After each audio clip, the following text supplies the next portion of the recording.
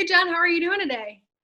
I'm great. I'm sitting in Nashville at home and trying to be productive during this quarantine period. I've got an 8-year-old son and a 10-year-old son, so today is their last day of homeschool, so they're pumped. Wow.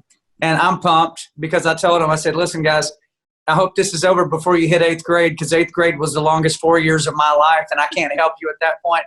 So, we've had fun with it. It's been interesting, but I've been writing songs and running business and all, lots of stuff going on, even though you really can't mix it up out there.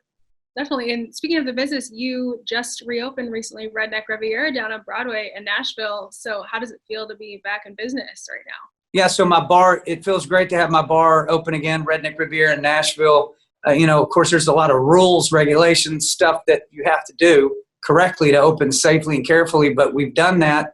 And I've honestly been really proud of our customers that they follow the rules. I was wondering, we're going to have to separate people or people going to get upset. And I think they're just so happy to be able to go to a bar, get a Redneck Riviera whiskey and Coke and a barbecue sandwich and just be somewhere else, that the last thing they're going to do is cause any trouble. It's been a good experience so far.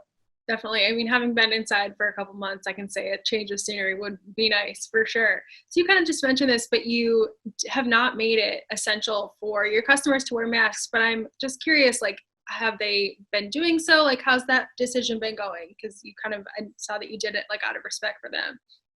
Yeah, so the state of Tennessee and the city of Nashville do not require customers to wear masks anywhere in any business.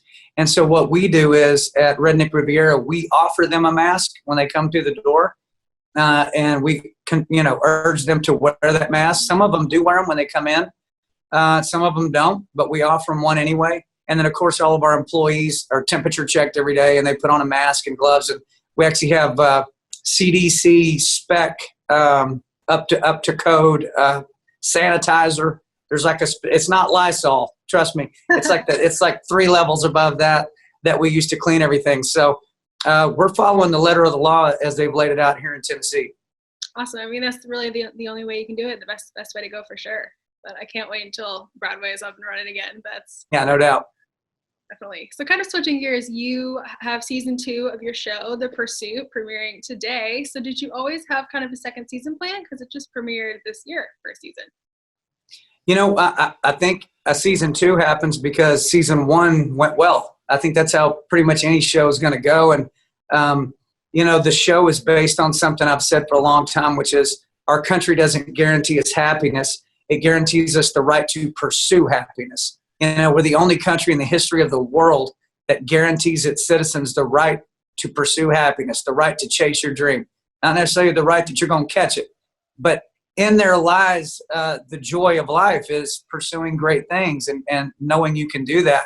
And so what I do on this show, The Pursuit, is I interview people from all over the country, from all different backgrounds that have exhausted their potential, have been through a lot of disappointments, ups, downs, and you learn their stories and how they got to where they are and what makes them them, and that it couldn't have happened short of the United States of America and the right to pursue happiness. So how did you go about choosing the group of guests for season 2? Because I know some of them are your friends, some of them are like inspiring people.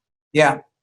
Most of the people on The Pursuit are either friends of mine or people that I have been around before or people I'm a fan of personally.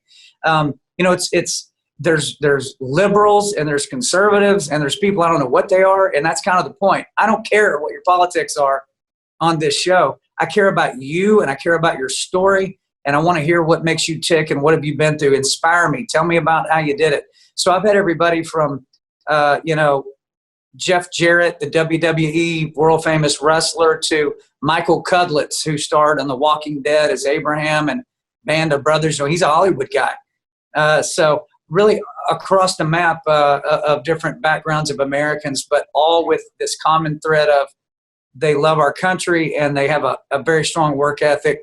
And they pursue happiness with everything they've got. Definitely. And I feel like a variety of people and a variety of topics too. I saw that you were speaking with Cowboy Troy, and he, has right story too. So I think it's one thing I've learned doing this show is that there's all the details are always different, but there's a real parallel between everybody that I've had on the show so far, and that is they all run into some serious disappointments and some serious pushback against their dream. That's why they call it a dream.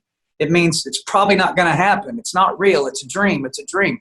Yeah, well, making a dream a physical reality, that's quite a process, and you're going to run into a lot of things. Everything from racism, sexism, people being told they didn't have any talent, people, bad business deals getting taken advantage of by industries, pregnancies. I mean, all kinds of things that just come out of left field. And you find out how they dealt with those, what decisions they made, and where they ultimately wound up. It is extremely interesting to watch these stories unfold. Definitely. So what do you hope that viewers take away from the show, or what do you think they might take away from season 2? I hope that people that watch The Pursuit now, season 2, I hope they're inspired, number one. I hope that they think about their own life and what their American dream is. It could be anything, whatever it is to them, and they look at other people and maybe they identify with something they just heard, like, wow, that's happening to me right now, what he just talked about, or I just went through that. Or maybe they haven't even really hit anything hard yet, but when they do, they remember that story and go, you know what? He got through it, she got through it, I can do it too. I hope they're inspired, and I hope it pushes them forward. That's a great message. During this quarantine, you have at least performed a couple new songs. One of them was Earth to God. I'm wondering, did you write that during this kind of time, and how have fans responded to it? Wow. Well, thank you for mentioning Earth to God. It hasn't been released. It's never been played on radio. I think the only recording of that is on my Twitter feed at John Rich. That's it. That's the only place you can hear it right now. But that song came to me because I had this thought. The last time the whole world was in the same predicament was Noah's flood, when the whole earth flooded and the whole earth was in trouble until now. And I thought, man, the whole earth is having the same problem at the same time. The whole earth should probably reach out to the boss, the guy that created it in the first place. So the song is about, it says, Earth to God, come in, God, almost like you're hailing God, like you're sending an SOS. We need you to come down here. We need to hear from you, God. And so there's actually a lot of things going on with that song right now, like big things, multilingual things. There's people in other countries that have reached out to me that want to record it in Spanish, Italian, Portuguese, lots of cool things happening with that song.